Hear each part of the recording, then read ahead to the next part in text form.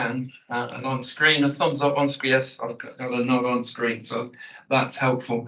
Anyway, good morning. I'm Ian Courts. I'm leader of Solihull Council, and I hold the portfolio, as it's called, for Housing Land Delivery Board. So I think it might be helpful if we went around the table and did some introductions on this occasion. So we'll go this way around, okay?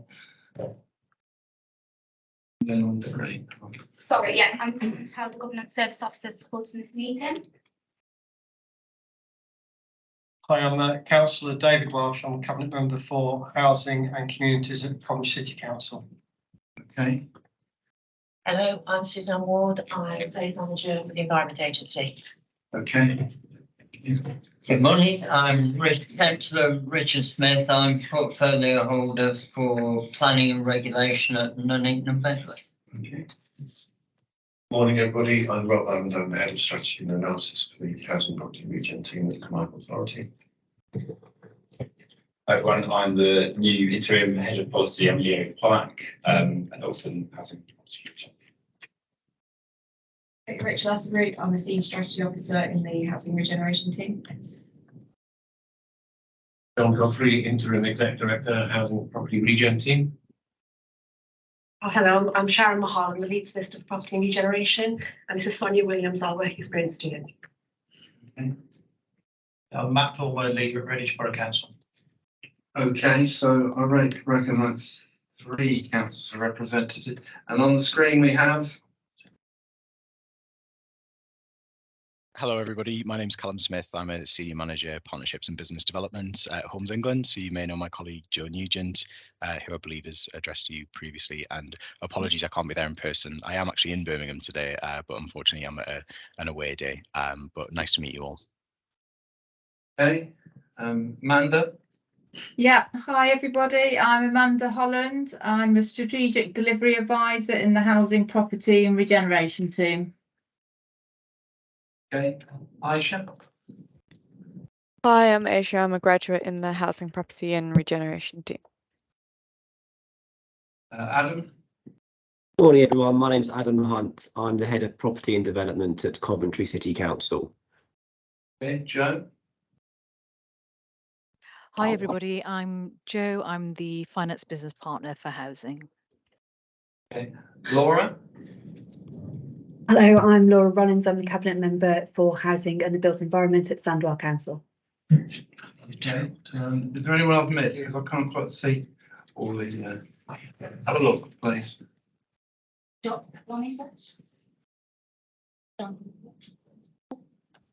Hi, I'm John Ingnes. I'm a policy officer, the Housing and Land team.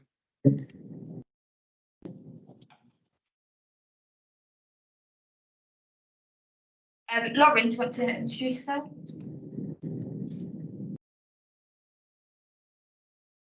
Robert. Good morning everyone, I'm Rob McGrath. I'm a graduate in Housing, Property and Regeneration at the Combined Authority.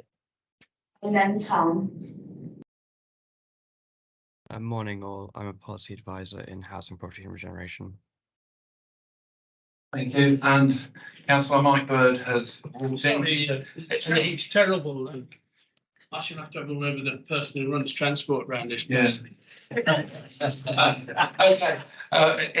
he's leader for Walsall Council and indeed did this job for 4 years, so he knows it better than anyone. Welcome, Mike, back. Okay, so we'll go to the minutes. Have you got any apologies? Yes, Chair, I do have apologies. So you've received apologies from Joe Nugent at Homes England and Councillor Richard Overton. So, Chair, you're not. This meeting is incorrect. Okay. Okay. Okay. Any declarations of interest? Right. Chair's remarks on. I haven't any specifically to begin with, so we'll just get going. Minutes of the last meeting. Anyone? Any issues on them? I think I noticed it's on future house building strategy. There's the chair put forward the following points. I shall be looking to see how they're answered during the meeting. Okay, so if we'll start off with first substantive item of business, which is West Midlands Strategic Place Partnership update. I've got 3 names here. Is it Lauren or Aisha going to pick that up? Who's going to pick that up? It's actually me, Chair, in place of colleagues who couldn't be here today. So I'll run through the report and go through the main items there, if that's okay with you, Chair. So this is an update, progress update on the development of a strategic place partnership with Homes England and the combined authority. This is in line with previous partnerships that we've developed with different organisations in the past. However, this is the first one with a fellow public sector agency, so slightly different in that regard, and does also reference to and refer back to our deliverables for the year that we are currently in, financial year, in terms of the things that we set out from this board to deliver. So as a brief kind of background, we have been working very closely with Homes England over recent months and years to embed ways of working and more collaboration between the two agencies. And the SPP, as set out in the Trailblazer Devolution deal, is a kind of formal version of that joint working approach. So this is very much intended as a kind of memorandum of understanding and a delivery plan to take forward how the two agencies work together and work in partnership with local authorities and partners in the region to deliver additional value and added value to us working in our separate fields as well. So in terms of the current progress, we are working on the MOU and the delivery plan for the SPP starting from the next financial year, and we're working towards a timeline as set out in section 3 of the report, which will look to finalise the MOU by the end of the calendar year and for launch in January of next year.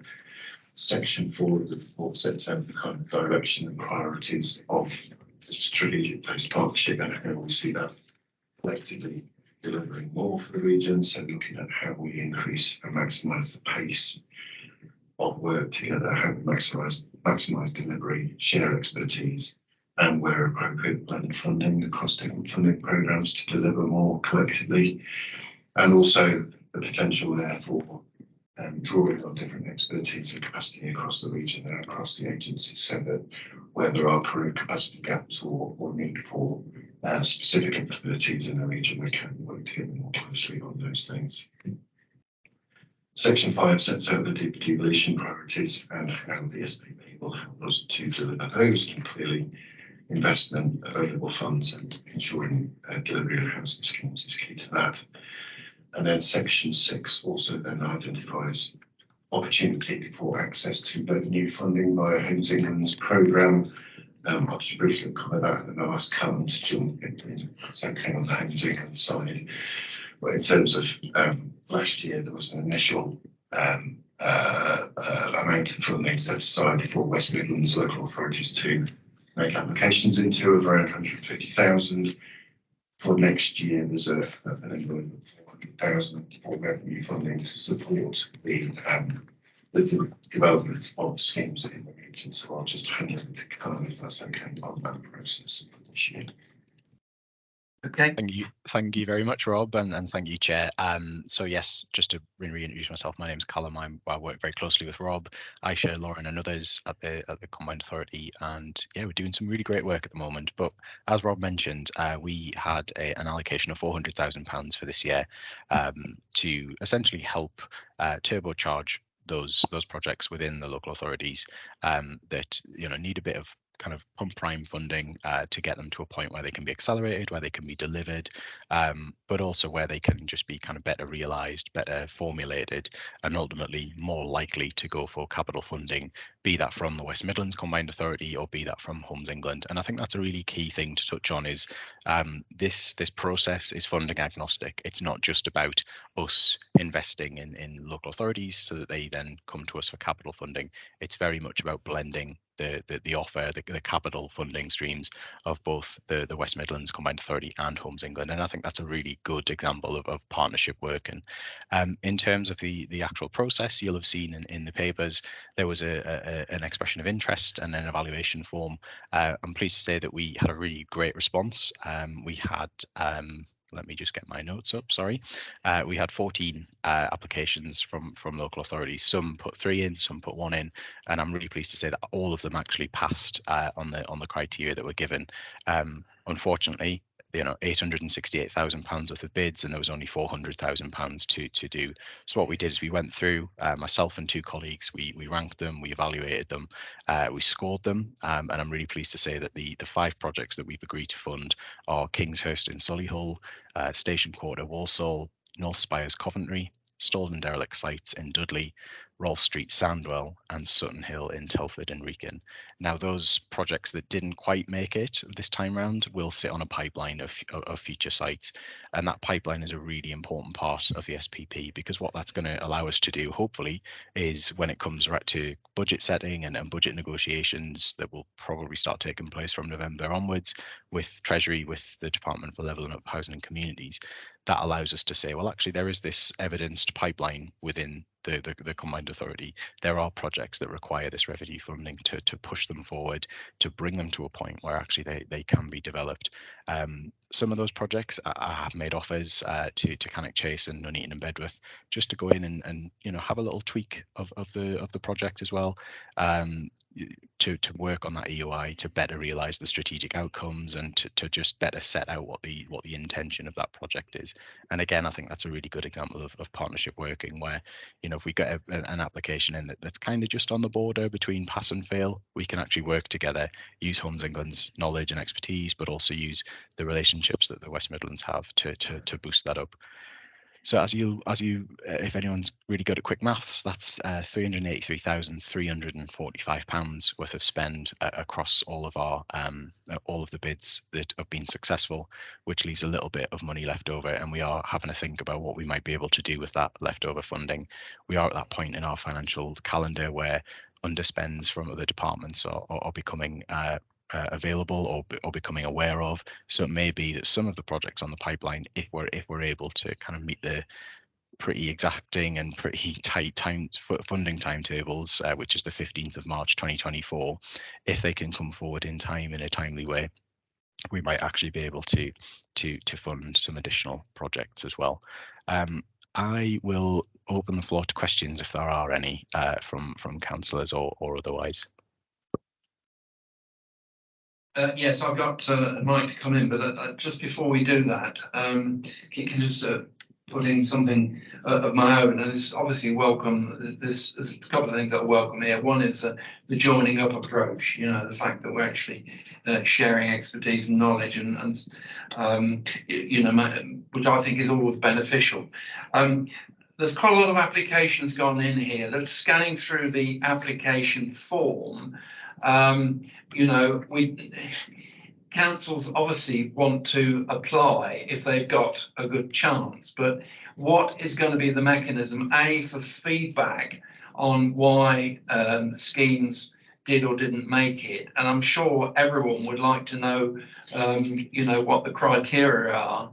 Indeed, maybe that needs to be built in the application form. I mean, it's one thing about looking, for instance, at whether the application is likely to be, meets the success criteria, but there's actually another thing in terms of whether the project itself is likely to fly, which is actually quite a different thing. An opinion of any of us is very different from the things on the ground, particularly if you get contaminated sites and the like, where it's quite a technical thing. So in other words, this is a great initiative, and I applaud what's being done, but I just think feedback would be good, so we make the best use of people's time, because there's a lot in the region, people applying for funds and then are unsuccessful, and nationally, and it all takes time. All these things take time. All right, so if you'd like to deal with that, then I'll come to Mike. Yes, sure. It's an excellent point, and actually what we did in the evaluation form is we set out for partners. We kept it fairly numerical on a lot of the things that were more easily given a numerical score. There were 2 questions on there that had a bit of a strategic input, and what we did is, between myself and my 2 colleagues, and my 2 colleagues work in the West Midlands as well, and are very well aware of the projects that were likely to come forward, and very well aware of the relationships and the operating environment that councils are in. We were able to kind of work together to come up with a kind of a score that encapsulated that strategic ambition. So for instance, if it was a small site that unlocked a much larger development, then that would the score a bit more highly than others. But equally, if it was a large site with a lot of contamination and fairly extensive, for instance, intrusive groundworks required, again, our strategic scores reflected that. But I absolutely hear your point, and I will reflect that in future EOIs. And just to reassure you as well, all councils have been offered an opportunity for feedback. So we are going to work with Nuneaton and Bedworth and Cannock Chase to finesse their applications to make sure that they're kind of much higher up the list in future. But equally, those partners that didn't get their projects that pass through this time, we'll absolutely work with them to improve them if they wish to. Okay, so we all want to know what the secrets of success are, but that's a good answer. Thank you. Councillor Bird, Mike. Thanks, Chairman. Very much building on what you said, does the site fly? I think what we have to do is build in to this committee to be told if the grant is not drawn down, or in actual fact, if there's any obstacles, because with limited funding, those people who have failed could in actual fact build in. I sit on many committees, we all do, and we find out that something hasn't happened in 12 months when it perhaps should have done, and then, oh, what should we do about that? Oh, well, you've lost the money now, that's no good. I didn't quite catch the name of the site in Walsall. Station, what was it? Station Quarter. Right. I know where it is, I know what it is, but I'm surprised we've got some money for it, because there's a site that may not fly for the simple reason there are 2 or 3 different landowners there. But I will pick that up, and quite honestly, I would never turn money away from Walsall, but if we can't spend it, somebody else can. That's an important point there, and it's really what I was leading to, because to my mind, there are key questions. Is the site either owned or controlled?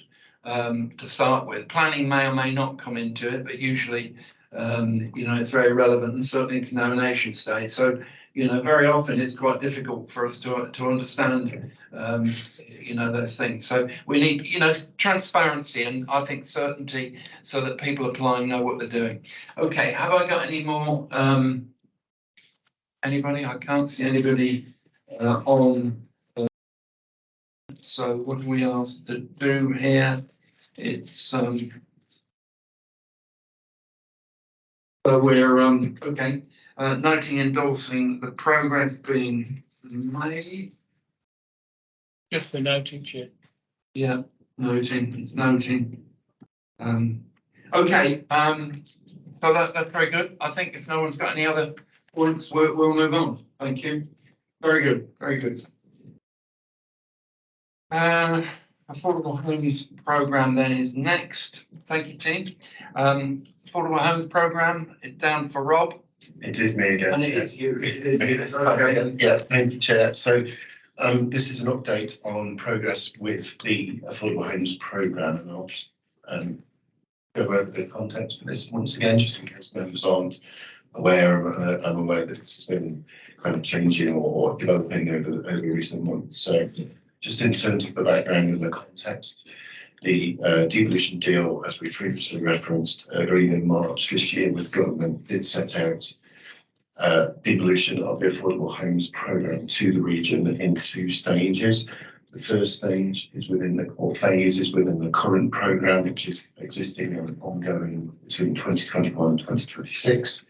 And then phase 2 is the successor programme, so any successor programme beyond 2026. So just to go through the kind of background of that, phase 1, as I mentioned, is the existing programme that's been ongoing since 2021 and is run and managed and administered by Homes England. The devolution deal sets out a role for the combined authority to input into and provide strategic direction for how that funding is delivered in the region, and also sets us a target of a minimum of £200 million of investment into the region, up to a kind of stretch target of 400 million between now and 2026. So in terms of how that has been implemented, and working on that very closely with Homes England colleagues, there's a joint team that's been established between ourselves and Homes England to look at how the programme is delivering, what's in the pipeline, and specifically how can we look at opportunities that are either in Homes England's pipeline that we weren't aware of, the combined authority, or vice versa, and how do we potentially look at brownfield land funds that the combined authority manages to bring the schemes forward as a whole, and how do we then maximise the investment into affordable homes from the Homes England programme. So as I say, we're working on ongoing work with the joint team.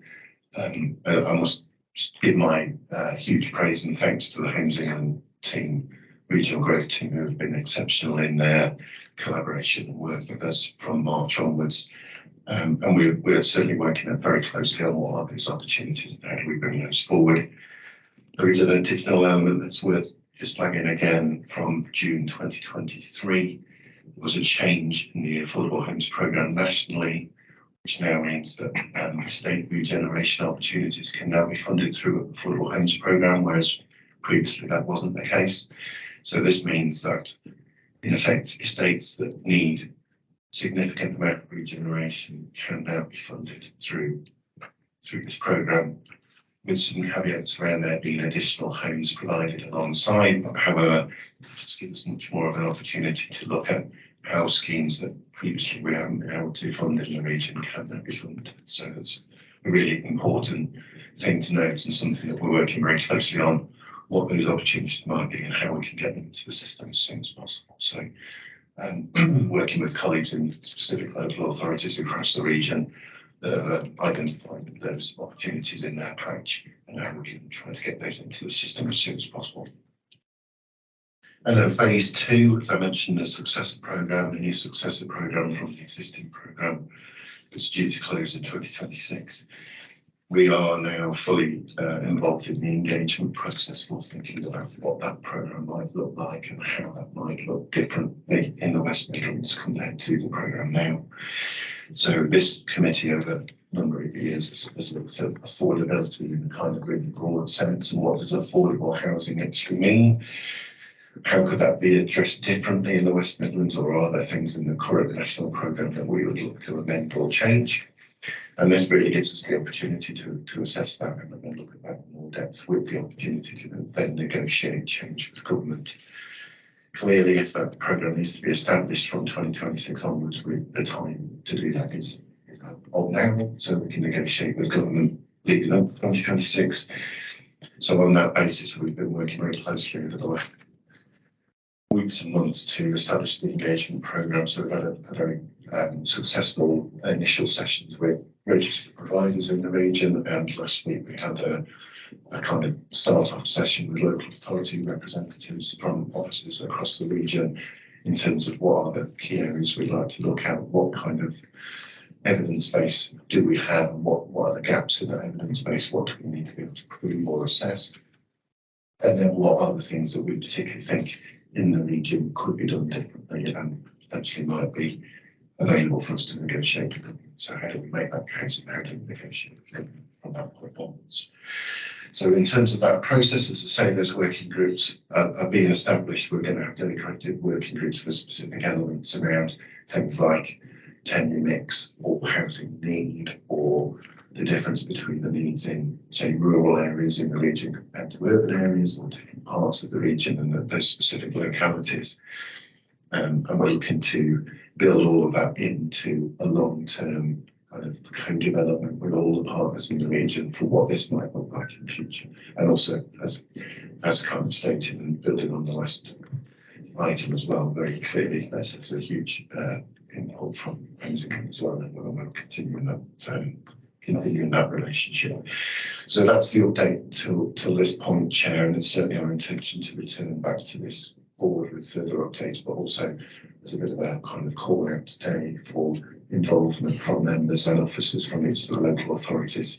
If we haven't managed to get hold of the right people, or if there's other people that we need to add into the mix, then we really welcome those nominations and welcome the conversation today as well. Thank you.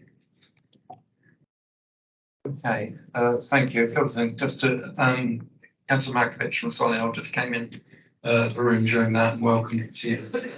Andy, someone else came in, but Himself. all right. Councillor Little from Dudley. There we go.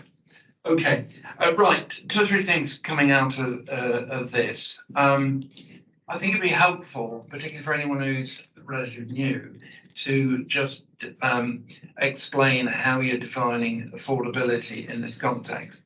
It varies quite a lot. No one seems to understand it. Well, I think it isn't that difficult. That's point one. The second point is developers seem to feature quite low on the pecking order of consultation, and yet at the end of the day, they're probably the foremost in delivery. So I'm just would like, in fact, this came out of last meeting. I'd just like to know how you are engaging with the actual building industry and what they can tell you. And the third thing is the role of market housing in this. I appreciate that, you know, what we're about here is a particular issue that the task that the combined authority is going, which particularly brownfield land, particularly promoting funding and getting funding for affordable housing. But you know, the market also has a significant place in this. I mean, I was asked the other day about, you know, why I can't deliver more affordable housing, and my response to that was, actually, if you support my local plan, then the fact of the provision of private housing actually of itself will generate, because we have a 40% requirement, will generate significant affordable housing. Now, that isn't necessarily the WNCA's role, but I was sort of noting the reference to national policy and the like, and I think, you know, realistically, there's only so much money that the government or we can ever provide, whereas private development of itself lubricates and facilitates affordable housing. The last point I just want to make is on, you know, I come from the industry, and when I started for John Lang in North London, all we did was starter homes. You know, we just did, it was flats, it was 2-bed houses. I remember 18 per density per acre. That's what we did. I know similarly in Solihull, Bryant's did, you know, large swathes of that sort of thing. That was killed off because, frankly, in the development industry, you know, it increased the size of the housing. You don't have to provide so many affordable housing numbers, which actually has a net effect of reducing homes for sale, small homes for sale, and frankly, the market needs small housing to buy. And the second effect of that is, of course, that actually it's a device really for reducing the number of affordable homes. So I'm asking my own authority to look at this, because I think it's a really serious point. It's very simple mathematics. In wealthier areas, I can't speak always for everywhere, but you know, the land value that's sacrificed by providing an affordable home is it can be, well, up to £100,000. You know, per unit. You're just not going to do it unless and it's all reflected in land value. So I think there's a trick here that, frankly, is being missed by the way we approach affordable housing closures in the public sector. I mean, I'll just leave those things with you for the moment, and then invite either a response and further comments from anyone. Just to define the affordable housing, do you want to just, that was quite a specific question, define it for those. Thank you, Chair. I haven't got the full definition in front of me, so perhaps it's worth us sharing with the board after today's session the criteria and the kind of tenure set out by the current Affordable Homes Programme from Homes England. So there is a very defined approach that Homes England currently take in terms of the types of tenures and types of affordable products they will fund through the Affordable Homes Programme. Now, I know there's a lot of debate, and there's been a lot of debate through this board around what affordable actually means, and that's one of the things we'll certainly be looking at in terms of how that relates to the region. But there are very specific things set out in the current national capital funds guide for the affordable homes programme. We'll circulate that if that's okay. I think there's a couple of other things there to pick up. One is we've looked at in the past for our own funds through the combined authority around what we've called a regional definition, which is looking more at local income rather than local values and local market values. So there's a potential for us to look at something similar to that with the successor programme, and whether there's anything that we could look at that is more based on what I call affordable for people in the locality rather than against the kind of market value.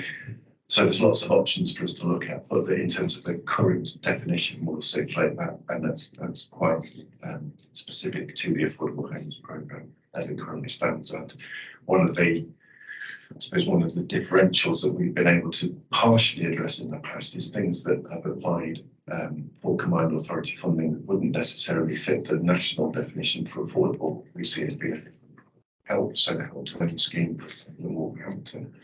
We've been able to fund that through our funding on the basis that in our kind of view that is an affordable housing product, because it means no deposit up front, but it doesn't necessarily fall into the national parameters. So it's that point. Just on the developers thing and the pecking order, that's just literally because of the list in the document, but we're certainly very much conversing with and engaging the development sector. And my colleague Colin, who's not with us today, is leading on that in terms of our engagement with the industry and developers and investors on what this means for them, but also talking to specifically other parts of our strategic partnerships, so people like Double, people like Legal and General, about what are the particular things that affect the market as they see it and how can we help to address some of that. And then just back on the sort of local plan and local targets and local understanding of the conditions, I think that's absolutely where the combined authority aren't going to know all of this, and we're not going to be the experts of how that works inside or or wherever it might be. So that's the key bit in terms of this engagement with the local authorities, is what works for you, what would work for you in your patch, also what doesn't currently get delivered because of various obstacles or barriers, and how can we help to address that. So again, really keen to hear that. And if you say, sorry, Jake, you mentioned that you'd asked officers at Solihull to look into that. On your perspective, it would be great to be able to understand the feedback from those. Okay. Just to follow up, in terms of affordable, one of the things that I increasingly thinking about is the whole key worker issue and the the need to support health industry, for instance, and other sectors in terms of where accommodation. I mean, particularly, accommodation near facilities like hospitals. So I think key workers is, I know it's difficult to define, but it's quite an important point. The second thing about this issue of affordable housing quotients, it's not a Solihull issue. No. It's a general issue. The simple mathematics is, rather than build, say, 100 starter homes and getting, a developer will find it more attractive to build a mix of, say, 60, because he'll reduce the number of affordable housings that he provided. Now, that of itself is a consequence, but the bigger consequence is we are not getting the smaller houses produced that we did 20 or 30 years ago, because it's just not attractive to provide for that market. And in fact, you can't justify the land purchase frequently. So that just to explain those. But I think you're possibly going to answer my questions. Well, No, it wasn't Mike, actually. I'm not sure if I'm going to answer your questions, but I was going back to Rob in terms of actually being part of that thing, because often most of where these type of houses are built are those which are probably most at risk of climate change. And for me, climate conditions are changing. And so as we go into building our forwards, I think having that conversation with the likes of the Environment Agency about what's happening in the investment, because actually we need to be just in our delivery of these affordable houses as well, and that they are not going to take the brunt of climate change and the impacts of climate change just because of where they're built, so that we can actually make sure that we take into account those things. And if they do need better protection and we do need to do stuff around flooding, we do it as part of that whole look forward and not an add-on. Yeah, I mean, I'd go further than that, so it's got to be integrated. You know, the whole climate change agenda's got to integrate it. The problem with it, of course, is stepping up the standards of the housing itself.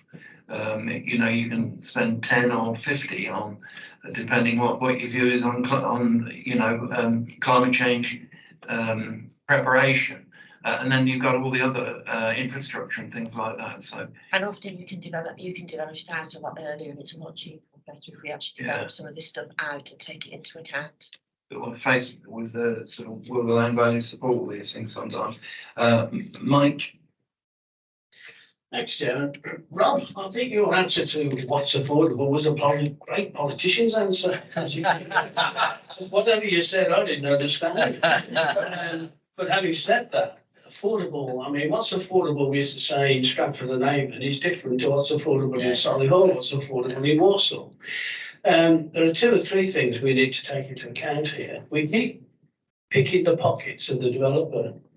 In Walsall, we've got Cannock Chase Sack, which, believe me, if I got the officer who signed that about 10 years ago, who's now left, I'd have wrung his neck, because every house that's built within 15 kilometres of Cannock Chase, the developer has to pay £300 per unit, because it was anticipated that the percentage of people living in those houses would use Cannock Chase for leisure. Well, the survey said 5% for Walsall, but we're paying 35% of the upkeep of Cannock Chase. So that's the first thing.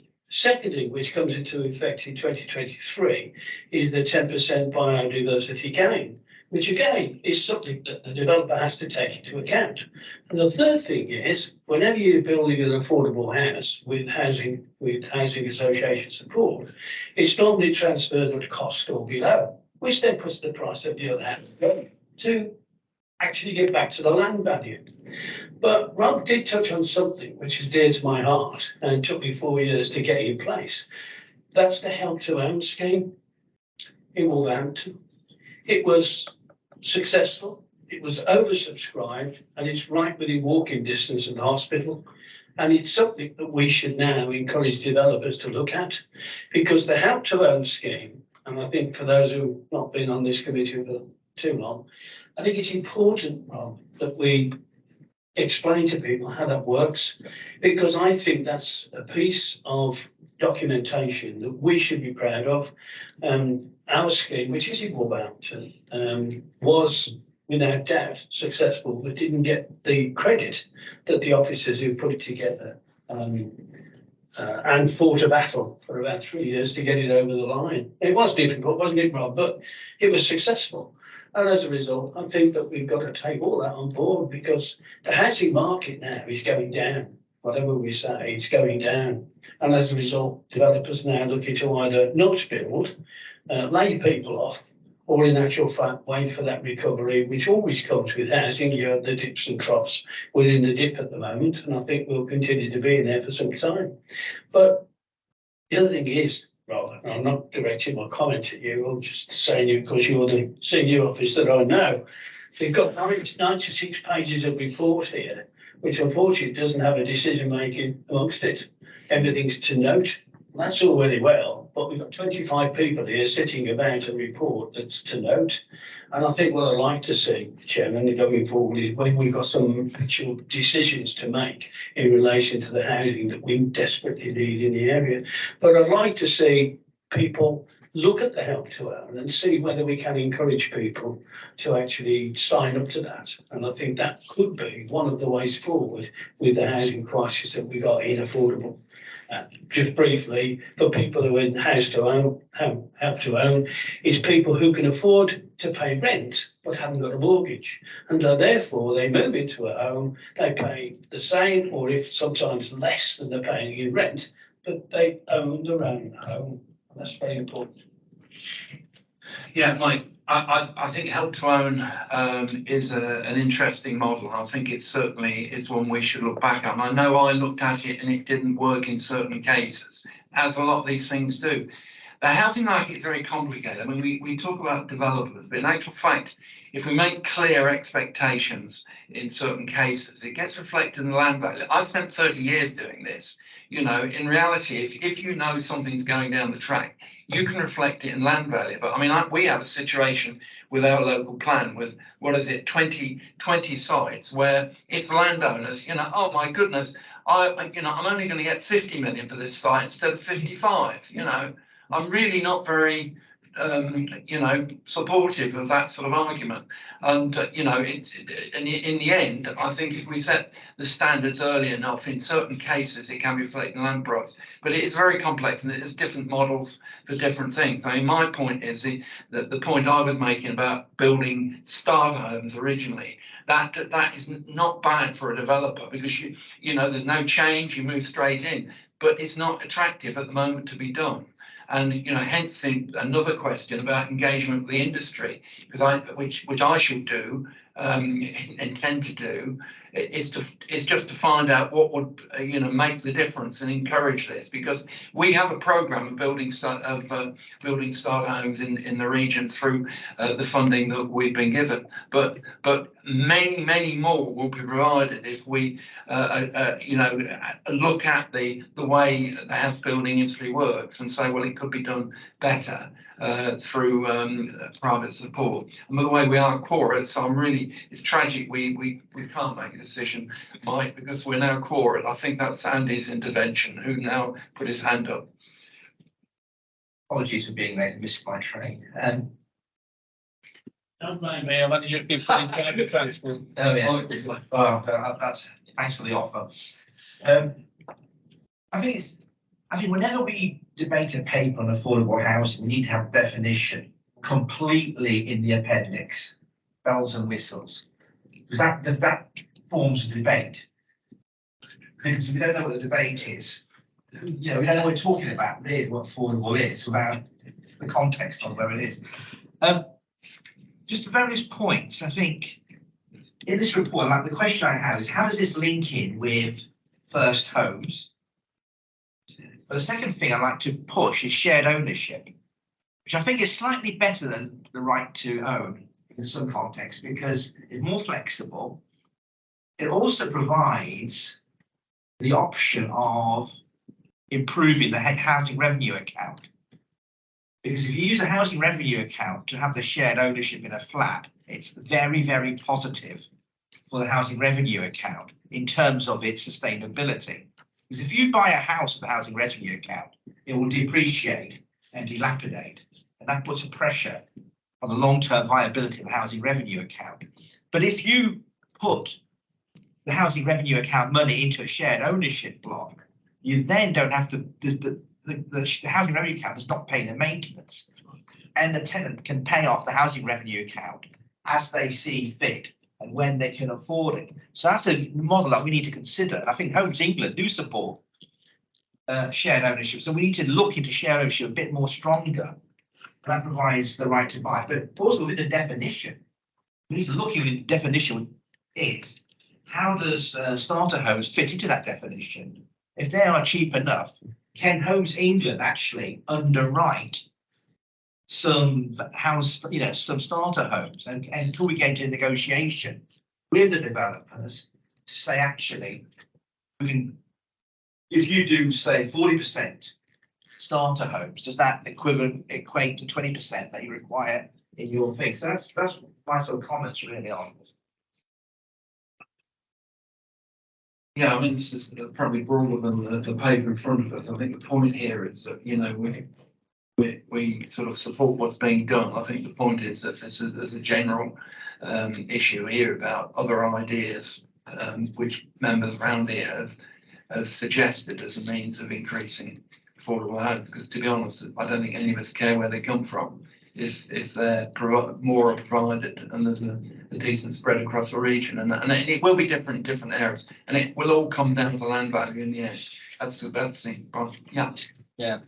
Yeah, totally agree. Some good suggestions there. Nuneaton Bedworth, we've got the critical conundrum of affordable. First of all, the definition, and secondly, we're at Reg 19 stage in our plan review, which calls for 545 houses per annum, of which 407 need to be affordable. Land values, you know, we can't get more than 25% affordable on applications because otherwise we're in viability problem. So for us, it's a massive problem. We've got to look, I mean, there's some helpful suggestions there. The Help to Own scheme, shared ownership, fine. We've got to explore every single avenue to see. We're never going to manage that massive hill to climb, but we do need to be across all the various schemes to allow us to at least approach something that's reasonable. And it starts with that definition, as we've all discussed, of what is affordable. So it's a good demonstration of the real problems of affordable. Yeah, I mean, it sounds though we're moving to a point where we need to analyse this a bit. But Rob, you've got your light on. Thank you, Chair. I was just going to come back on those points really. So absolutely, shared ownership is part of the current affordable homes programme, and is something that has been funded through housing and funded in the past, and something we're looking at as part of the next programme too. I think it'll be really positive actually if we could bring something back to the next session of this board with the definition, with a review of Help to and potentially a look at all the various other elements of tenures types and what have you, so we can have a more kind of a deeper conversation building on where we've been today on what the potential opportunity might be, and also the reflection of, as the members just said, what that actually means in the local area, because some things are more viable in different parts of the region. So very happy to bring that back to the next session. But what was mentioned around about Nuneaton is almost an example of what saying earlier on. You know, if you don't incentivise the private market to build, you won't get the affordable that's included within that. Yeah. And then you'll end up footing the bill yourself. Mike. Yeah, just briefly, Chair, and I think we also need to revisit the SCF, the Signal Commissioning Framework. We want to find out whether in actual fact that is stopping development rather than approaching it 20% affordable.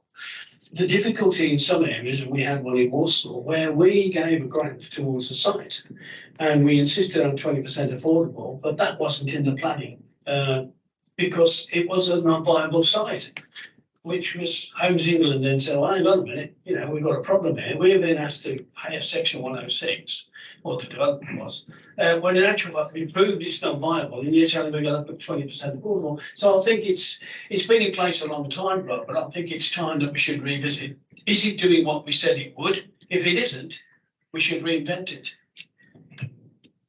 Okay, quite a lot of the things we've come up with here. I mean, it's interesting the point you made about we're in a recession at the moment. I mean, my experience was every 7 years there was boom and bust. Actually, since the last dozen years, we've not had that until recently when interest rates have gone crazy. There's been a stability in the market that I never knew in the industry, and it really was serious because it's not just the quantity of homes you build, it's the jobs that you have. You spend 5 years building up a team, and then the crash happens for no fault of your own, and then you have to downsize the organisation. And its stability in the market is the most important thing for the job we're doing. There we go. So I've got no more hands up. Rob, there's quite a lot came out of that. Are you clear on what we have to do? I mean, but basically, we support what's going on here, but we want to look more broadly at the other schemes that are available and the drivers of providing affordable housing in the market. I've written here threshold for intervention here, which actually is a point in terms of the help that we give, specifically that we give, I think there's an issue there about thresholds because, as Mike says, you know, you get something like affordable housing and it doesn't work in some areas and others it does. I was at a conference the other week, and the London-centric view is incredible. You know, the view that you know, you can, because you can do it in London because you've got land values, I don't know, millions per acre, where you can do anything when you've got those sort of land values. It's a very different matter in the West Midlands. It really is, and I don't think there's an understanding of those factors, and that's the point about this, my reference to thresholds, is sometimes sites need a lot more money than a few thousand, which frankly a massaging of the figures would probably deal with, as opposed to the intervention that some contamination sites need. So I think just one last comment from me is actually opposite 5, which is I've written who has the land, and it's fine having discussions with everybody, but in the end, where are the land pockets that we think you know there are? So I think in the end, this, you know, housing is a land operation fundamentally. It's nothing else. It's a land operation. You know, in the end, it's a customer, but making it work is a land operation. It depends on a lot of different factors. So and it's who's got that land and who controls it. Okay, so have we about it on this? I hope that was a helpful discussion. Sort of opened rather a lot of cans of delicacies there. But I think it's worthwhile, and I hope we'll move forward on it. I know it says note the progress and note the ongoing engagement. I think we're actually are taking a decision here, which is to ask the officers to take some further action. So I don't think it's all noting, and we've had some very good contributions around the table. Okay. Chairman, before you finish on that, I think what we ought to do as well is look at the change in the retail market. The retail market now is worse than the housing market, I think. And we ought to look at how we can reinvent town centres by taking people like the big retail operators and saying, look, how can we work with you to put people back into those retail units that are empty?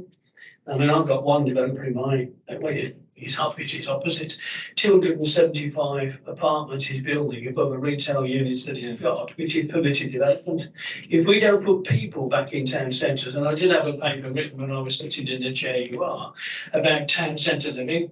Town centre living should be here to stay, and if we can get people back into town centres, those people will use the dwindling facilities of the restaurants and everything else that's there.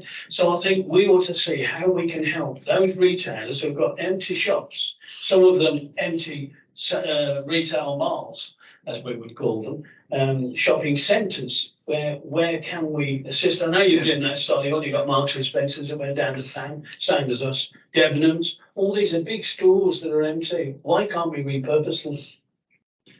I mean, that's very interesting, Mike. That's very supported as a principle. It is horses for courses, though, because, you know, I could build houses all over Solihull town centre, and I won't have a town centre list. And you know, it is, once you put housing somewhere, you actually can't forever have anything else. So I think this needs a proper plan-led approach. I mean, there are some centres where realistically the retail will never come back. Other places where it needs remodeled. What we're doing in Solihull is remodelling. I mean, M&S still lease their shop, and thank you very much, and you know, paying the rent. So it's you know, it just depends on individual circumstances. I don't really want houses there because I won't get the rent. So. I actually did M&S in Walsall had 130 years left on their lease. And because of the Towns Fund, I was bounced into actually doing a deal with them, which, believe me, I wasn't happy about. Okay, all right. So we'll move on, if I may, to the next item, substantive item, which is Homes for the Future draft strategy, and this will generate a bit of conversation. So, who have we got? Who's going to pick this up? Chairman, Mia Higgins and I will take this item, if we may, just by way of introductory remarks. This, I'm afraid, is another noting paper, framed as such, but I hope it's going to be an active noting paper. The board I think is familiar with what we've been doing in this space. There's been an extensive piece of work by ourselves and by CAST Consulting on future home standards. This obviously is about sustainability, but also reflecting changes in the labour force and the economics of traditional house building going forward. So we've done that work. CAST Consulting have been immensely helpful. There is some numerical work now about the costs, which sit alongside that and the potential costs. So that I suspect might be an item that members of this board will want to discuss. There is also a set of technical standards which has been produced. Again, comments on that obviously very welcome. We have now a plan for launching and communicating this. Getting that out, the pitch has been extensively rolled with multiple stakeholders. Mia has done a huge amount of work on that, which she may want to comment on. The thing that we probably do want to reflect on as a board, or you want to reflect on as a board, is that the aim of this work, when it started, was to place ourselves slightly ahead of the curve in terms of national standards which the government were planning to announce. And so it's a little bit less clear now when or if the government is going to announce those standards. So the question is the extent to which we want to put our foot to the floor, basically, and get on with this, driving slightly blind versus what the government intends to do at the moment. I think those are the main points, but I describe it as an active noting session, if you like, because this is not the final draft. This is, I hope, close to final draft of the strategy we want to publish, but there is still ample opportunity for this board to input to the final content that we want to publish. So I think those are the key points, Chairman. Mia, do you want to add to that? Yeah. Things I've missed? You say, again, it's back to what are we doing here? It says here quite clearly that this is the final opportunity for comments from the board, which sounds to me as though we're either saying, yes, it's okay, or not. So are you saying that it will come back or not? Because I think we need to know that. It will come back in a subsequent and then hopefully final form when it's yes or no. At this stage, it's very good. Okay, right. Mia? Thanks everyone. Yeah, it's just that summarised it really well, John. I think just to sort of note, because I know the board's seen this quite a few times before, the significant kind of changes since last time. So on the cost document, we've updated that now at the request of Delivery Steering Group to include information on the anticipated cost uplifts for detached properties, as well as the initial analysis that we sort of previously had.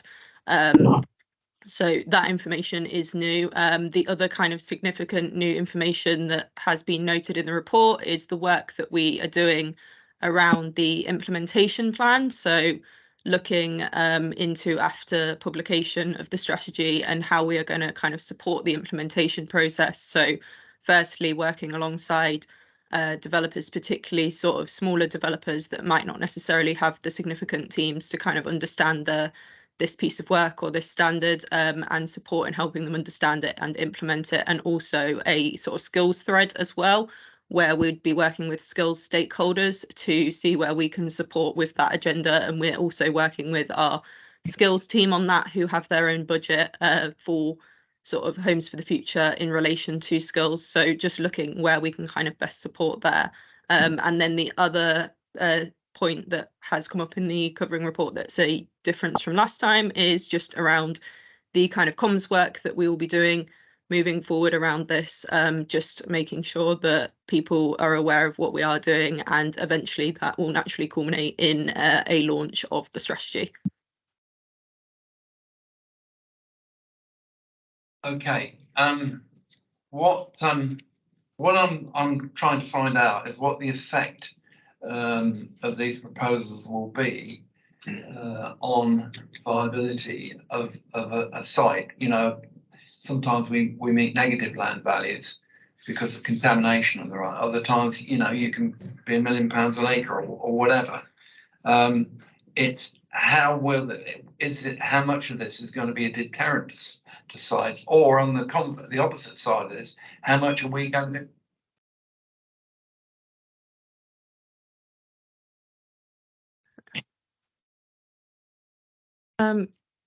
So I'm happy to go in on that one, John. Just say so.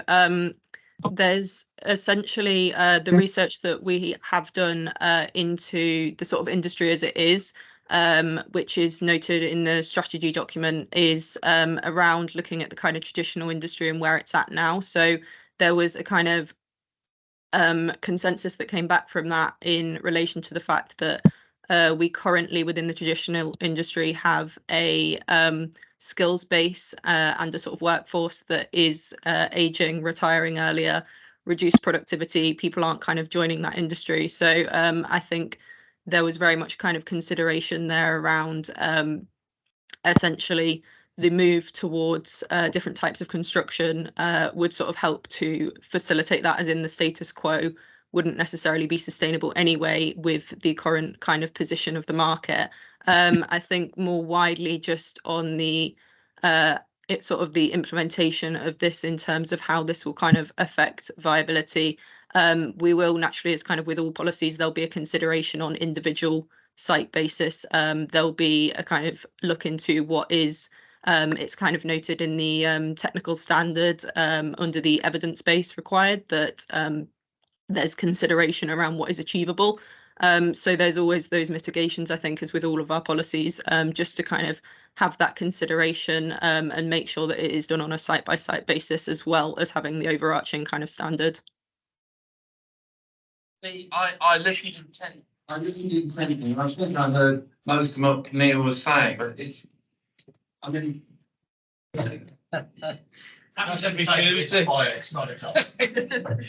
You get used to it after a time.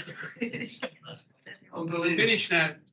Okay. Chair, sorry to interrupt, I think it might just go off again in a moment or two, so before we get back into full flow. It's a lauded that sense of security. Okay.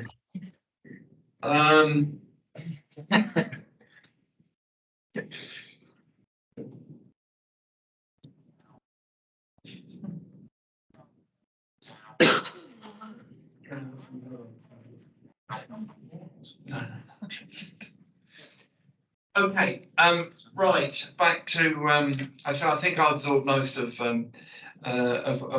what you said. I just, I'm not sure though. I mean, you've mentioned talking to smaller builders. Have you spoken to the industry, the volume builders, and seen what their reaction is to this? We all want this. We all support this.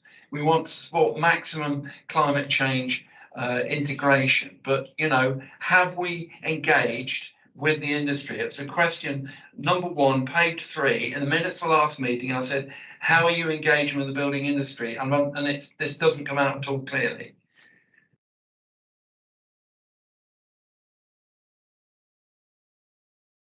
We better put the fire alarm back on. Sorry, John, did you want me to come in on that one again?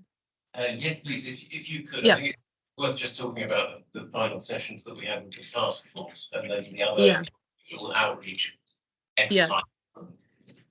Definitely, yeah. So we have done, so this whole strategy has been developed since its kind of start with alongside the Future Homes Task Force, which has got various different stakeholders on it throughout industry, throughout sort of university representatives as well. We've got representatives from lots of different locations, so we have quite an extensive base on there. So that has gone through with their consultation. The same with the technical standard. They've also been made aware of the cost report and all of the work we're doing. So everything that you've seen attached today, they've also seen and commented on and fed back to us. We've then also had sessions more extensively outside where we've had discussions with, for example, the West Midlands Housing Association partnership, and we've also had individual discussions with housing associations on that board. And then we've also had individual discussions as well with developers throughout the summer to kind of help shape this strategy and get the feedback. We've sort of found that some people are already kind of actioning this. They're already doing this kind of work in a lot of places, particularly on a larger scale with the largest developers within industry. This work is already something they're kind of aware of. They're already aware of the Future Homes Standard. So essentially, we have implemented that kind of feedback into the strategy and made sure that we have kind of considered it in all of the work that we have done across the task force and our separate conversations outside as well. So how far would this, if you were to speak to somebody from Wimpy or somebody like that, how far would this differ from what they're putting in their standards? Would it be better or worse? So it varies. So sometimes there's not necessarily a better or worse kind of criteria as such. It's kind of different. So the work that we're doing that specifically links zero carbon homes and different methods of construction in itself is kind of different from the work that is happening in other regions where they're taking slightly different approaches to going ahead of the Future Homes Standard. So there's not necessarily a better or a worse means, but what we are allowing in the standard is where there are the targets. It's very flexible around how those are achieved.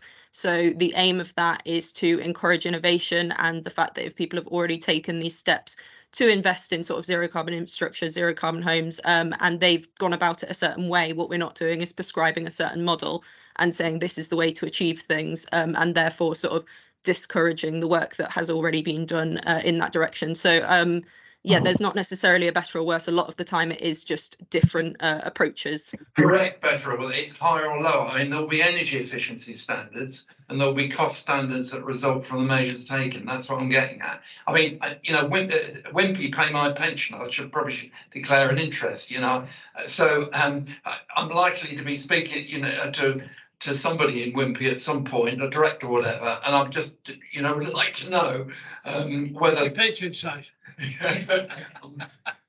Hope so. Chairman, I look at page 57, and whilst all of these things are very welcome in relation to zero carbon, what we aren't asking ourselves is what do they cost? I mean, I've seen some very scary reports on heat pumps, the cost of them. More importantly, I find it amusing in many ways that we're talking about the Pay-by residential scheme of 1,400 apartments there. And my understanding is there's not one occupied at the moment. So I come back to the point, we need to build homes that people want, where they want them. I'm glad I haven't got a housing revenue account anymore, got rid of my council houses many years ago, so I do sympathise with Andy, but I think what we've got to take into account in our strategy is where do we want those homes? What is the strategic infrastructure around those sites? There's going to be a few now with HS2 being abandoned, around the country. There's going to be a few people who thought they were going to get regeneration work now. We need to step in. But I do worry, and I say this quite genuinely, we're saying, oh yeah, we want heat pumps, we want, heat recovery systems and wastewater heat recovery and everything else. All very commendable, but it comes as a cost to the person who lives there. Yeah. Mike, in the page 67, there's a reference to emerging findings, WNCA versus Future Homes. Yeah. And there it's got Government Future Homes Standard in blue. And at the bottom, our assessment is this will introduce an additional cost of approximately 10,000 per development. I wonder whether it means per development. I mean, that doesn't seem a lot of money for. It doesn't to me. It's probably per unit, the streets now, but I'm grateful for you pointing that out because I'd missed that in the 96 pages. Yeah. My point really about this is, how does this compare? How does this compare to typical homes that are being produced out there? It may be different, but that will result in a cost, and how far will that have a bearing on that? It's no good just producing a standard that in the end makes things unviable, and then it means that we've got to provide greater subsidies to top up, is it? I wonder, Chairman, whether there's a piece of work to be done to talk to the people who are living in these. I mean, in Warsaw, probably 8-10 years ago now, we built two or four semi-detached houses in 2 weeks, which was advanced manufacturing. They come on the back of a lorry, they were like a metal container bolted together, and there was only one skip on site. I remember it well. But have we gone back, or has anybody gone back to those people and said, what are the running costs of this particular new advanced manufacturing? Because that's what's more important to the person who lives there. Yeah, I know we've done that, haven't we? I mean, I've spoken to homeowners of the schemes that we did in Solihull. I mean, don't think, and you're up next to speak anyway. Leads to it, yeah, and we built net zero homes for council houses in Faulkner Road, and they were, well designed, very functional, slight premium, but at least people got low cost heating, EV charging points, solar panels, so they work really well. I mean, the heat pump, I lived in America, had a heat pump for 3 years, it's perfect there. Got a heat pump in my office, it saves me, heat pumps do save you money. Capital cost is high at the moment, but they do save you money. On the other point I would make is I went to a conference 2 or 3 years ago. It was made clear that when you're looking at eco homes, net zero homes, you need to set a standard and stick to that standard, and then the industry will find innovation to reduce costs. If you don't let them, if you let them debate it too much, I think there will be inertia. And what's highlighted to me was in 2000, in George Osborne, David Cameron wanted net zero homes by 2020. The developers said that will slow down our housing. We won't build as many houses. And in the end, it had no effect. The developers just built the same as they were building before. There was no uplift in building houses when you remove that standard. So I think there's a need to make a viable standard, but make it viable. And go to the report. One thing that in our plan I put in is orientation. There's an estate in London that orientates the houses, north-south appropriately, so then makes effect. Now, our developers were whinging about it in the local plan examination. Why should we build? Why can't we build the way we want to build? But yeah, orientation does save you 15% of your heat if you build the house properly. And there's no extra cost. You're just moving the house rather than facing the road. It's a bit of an angle. And I'm sorry, Andy, as a seasoned developer, I would object to orientation. The difference between slight adjustments in positioning houses on a plot makes a massive difference in density and usability. I mean, in certain case, in an ideal world, they ought to face a certain direction, but it just isn't. The knock-on effect would be enormous. So I would object to that, actually. I mean, we're not dealing with detached houses in a field where you can do that. So we're talking about, if it's in a context of a high density, that's different. But when you've got a greenfield site, you can do that. Okay. Well, I mean, I haven't had a briefing on this paper, but what I would like to see is on one piece of paper what this means in simple terms, because it doesn't come out to me. Does it mean heat pumps? I don't think it probably does. What does it mean in terms of me as a customer? What am I going to have that's different? If it's upgraded installation, okay, that's something, and it should be able to put a simple number to that. Would it not be possible to do that? Because I am sort of struggling to understand the cost, the technical details here, and I don't think I should have to be honest. I think we need to know in simple terms what does this mean to a house, and potentially what the cost implications are. 10,000 acre doesn't sound very much. We can certainly do that for you, Chairman. Yeah, absolutely, and we can circulate it. Circulate it around. I think that would help. Thanks. Sorry. Just one thing to add. So we've just built 19 houses, council houses in Greenwich, and they've all been to more or less this standard: heat pumps, upgraded, absolutely everything. So happy to share if it would help the additional cost that it's cost outside of what that would have cost. So more than happy. I presume we'll put an officer in touch with one of you. All right. Okay. Thank you very much. I think the more interactive we could be as we get the next draft up the line, better.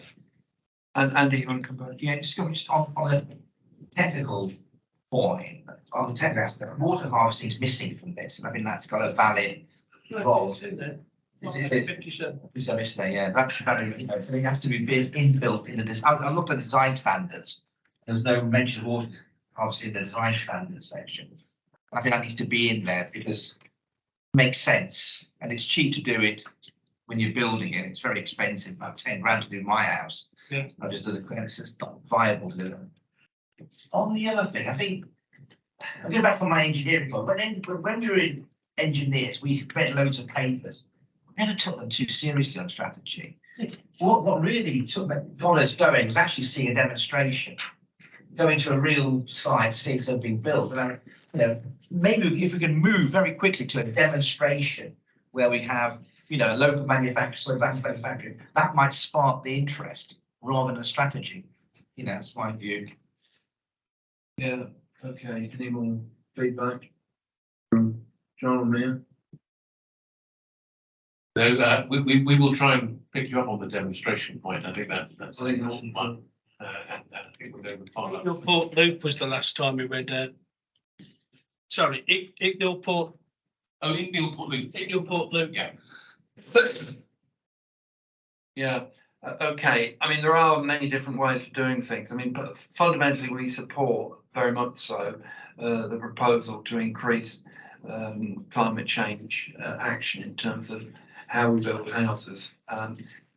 Actually, one of the things that I didn't pick up was the reference to advanced manufacturing, things like that, which is sometimes seen as a you know, really important measure. I mean, you know, I was involved with timber frame housing. The you know, the efficiencies and the heat generation and the rest of it is massively important. So I think advanced manufacturing is good, but you can't build foundations in a factory. You can't put you know, and actually foundations have a big bearing actually on insulation, because believe it or not, he does, or something or other goes down and things like that. So, you know, I reckon that switching from trad to timber frame could save a month on a 4-month production paper. That's the sort of, it's supers basically, because you get the roof on quickly.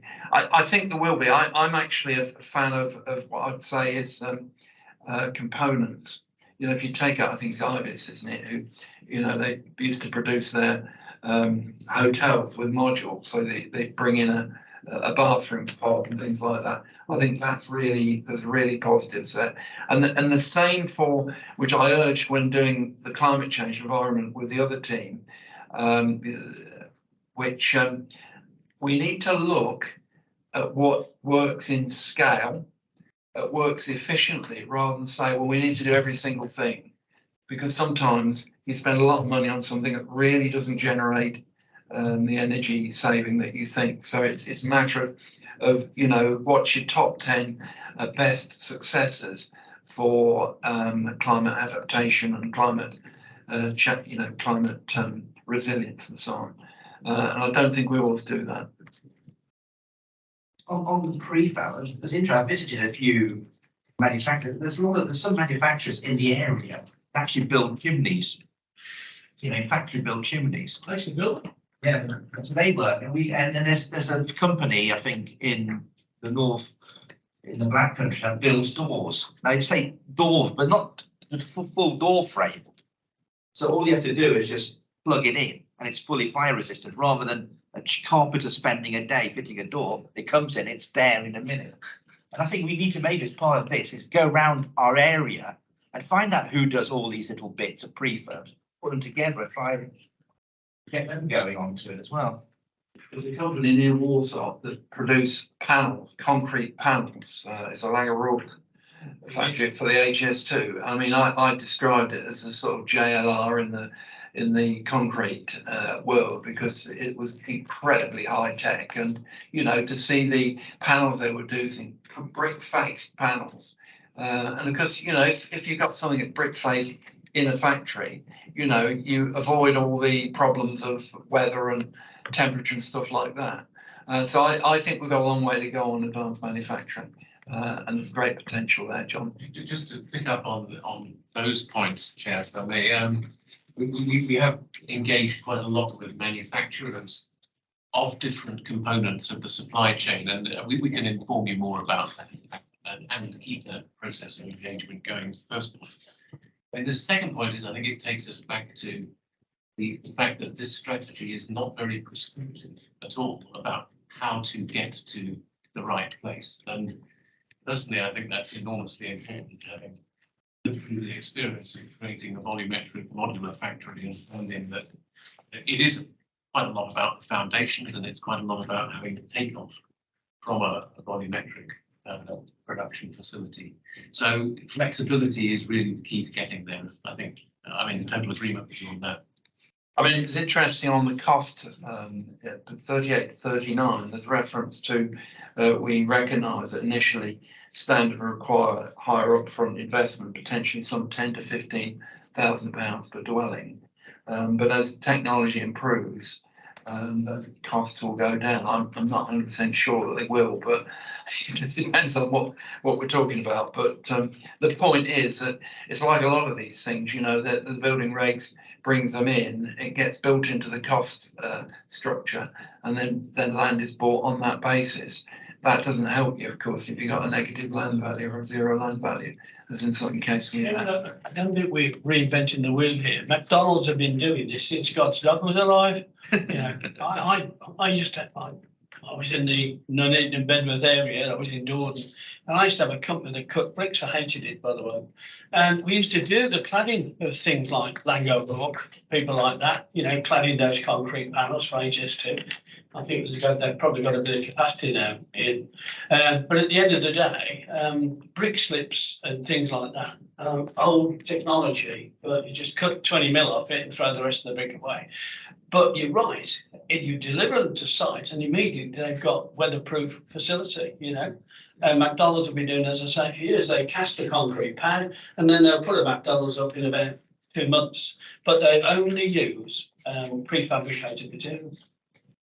Yeah, I mean, it's interesting because I found that one of the secrets of being a volume builder is doing the repetitive, doing the same thing a lot. And the effect on not just cost, but actually quality is enormous, because we tend to think that you get a plumber and all plumbers are 100%, but in actual fact, you know, particularly new build, you have a set of plans and you bring in apprentices, you bring in people in, and it's the risk, you know, and it's like retrofit, you know, you've got a row of half a dozen houses, they look all the same, but you own one of them and you've changed it, and I've done it in a different way, which means you need, the plumber you need is what I'd say a plumber who's able to deal with one-offs rather than just install pipes from a plan.